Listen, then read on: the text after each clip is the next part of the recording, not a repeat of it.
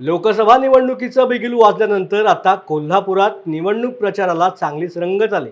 एकमेकांवर आरोप प्रत्यारोप आणि टीकाटिप्पणीमुळे राजकीय वातावरण ढवळून निघालं।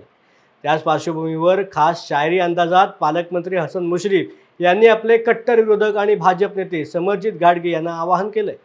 दरम्यान येणाऱ्या विधानसभा निवडणुकीत आपल्या विरोधामध्ये समरजित घाटगे हेच उमेदवार असणार आहेत असं देखील हसन मुश्रीफ यांनी यावेळेला स्पष्ट केलंय।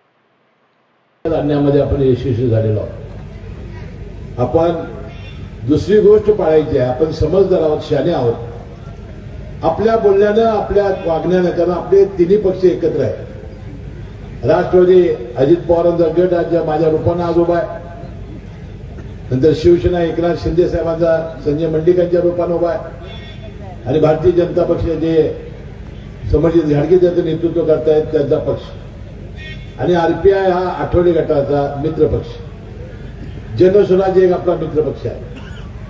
परंतु कुणाच्याही बोलण्यातून कुणाच्याही वर्तनातून त्या तिघांच्या कुठल्या घटकाचा नाराज होणार नाही आणि त्याचा परिणाम संजय मंडिकांच्या मतदारावर होणार नाही, ही काळजी तुम्हाला सर्वांना घेतली पाहिजे।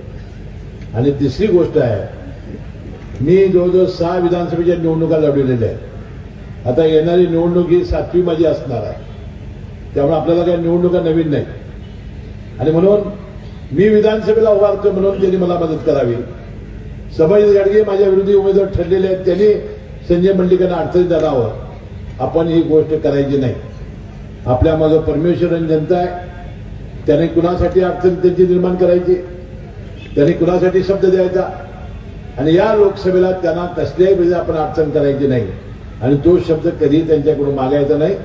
परमेश्वराने बुद्धी ज्या ज्या होईल ती त्या त्यावेळेला होईल, आणि जिथं हित असते मुद्दई बुरा लाख चाहे तो क्या होता है, वही होता है जो मंजूर खुदा होता है।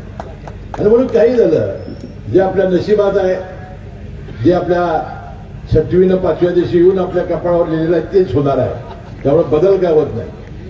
ठीक आहे, म्हणून आपण जे प्रामाणिकपणानं संजय मंडिकांना मताधिक्याने म्हणून ह्या कुठल्याही अडचणीत त्यांना आपण आणायचं नाही, आणि त्यांना कसल्याही प्रकारचा त्रास होणार नाही, ही काळजी सगळ्या कार्यकर्त्यांनी घ्यावी, एवढी कळकळीची विनंती